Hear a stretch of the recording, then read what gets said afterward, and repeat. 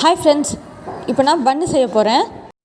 முதல்ல 1 ஸ்பூன் அளவுக்கு சர்க்கரை, அரை ஸ்பூன் அளவுக்கு ஈஸ்ட்டு, வார்ம் மில்க்கு, கை பொறுக்கிற சூடு தான் இருக்கும், ரொம்ப சூடு இருக்கக்கூடாது. இது எல்லாத்தையும் சேர்த்து நல்லா கலக்குங்க. மிக்ஸ் பண்ணிக்கிட்டு சர்க்கரை கொஞ்சம் கரையணும். இப்போது ஒரு மூடி போட்டு மூடி வச்சிடலாம். இது ஒரு 10 நிமிஷம் இருக்கட்டும். பார்த்திங்கன்னா ஈஸ்ட் நல்லா பொங்கி வந்துருச்சு. இது வெள்ளை பாத்திரன்றதுனால சரியாக தெரியல. அதுக்கப்புறம் ஒரு 1.5 கப் அளவுக்கு மைதா, 1/4 ஸ்பூன் உப்பு, 2 ஸ்பூன் அளவுக்கு பட்டர் சேர்த்து நல்லா கொஞ்சம் பிசையுங்க. 2 நிமிஷம் பிசைஞ்சதுக்கப்புறம்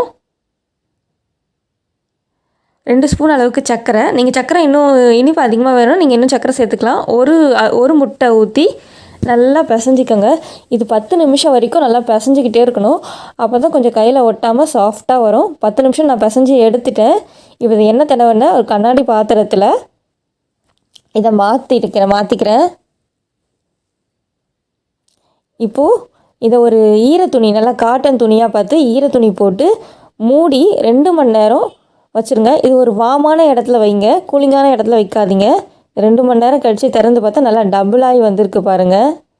ஃபுல்லாக நல்லா உப்பி வந்திருக்கு. இப்படி குத்துனா சாஃப்டாகுது. இப்போ பாருங்கள், ஈஸ்ட் இந்த மாதிரி தான் பிரியும். இப்போ இதை திரும்பவும் ஃபுல்லாக எடுத்து பிசைஞ்சி சின்ன சின்ன உருண்டையாக நான் உருண்டை பிடிக்க போகிறேன்.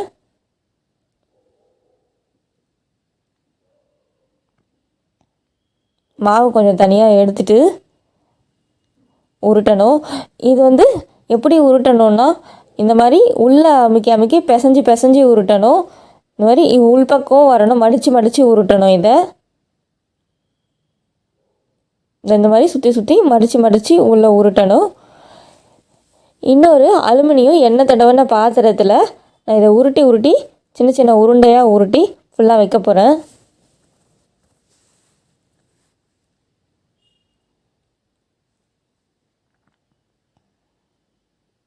இதை ஃபுல்லாக நான் எண்ணெய் தடவி வச்சுருக்கேன்.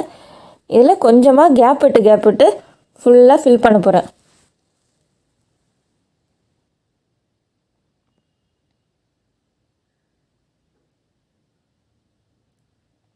இப்போ ஃபுல்லாக நான் வச்சுட்டேன். இதை திரும்பவும் அதே மாதிரி காட்டன் துணி போட்டு இன்னும் ஒரு 1 ஹவருக்கு மூடி வைக்கிறேன். அப்போ தான் இன்னும் டபுளாகி வரும் நமக்கு.